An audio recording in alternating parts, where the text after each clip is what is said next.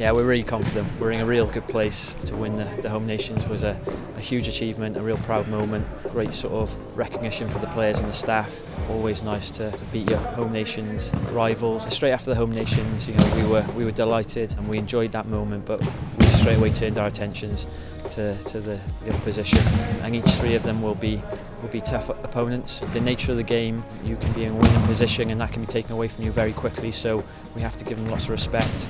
In 2011 we were teaching the players the rules of the game, giving them experience of playing the game, exposing them to all the technical and tactical parts of the game, and they've had a fantastic experience to play here in Hereford. And, all the branding, all the FAW branding, all the pictures and images of the success of the Home Nations. We'd love to have lots of people here cheering us on, lots of future players, young children in the crowd, and if you can't get here, then yeah, watch us on Facebook. We'll be working extremely hard to put on a passionate performance, and 3 strong performances we'll be looking for and 3 positive results.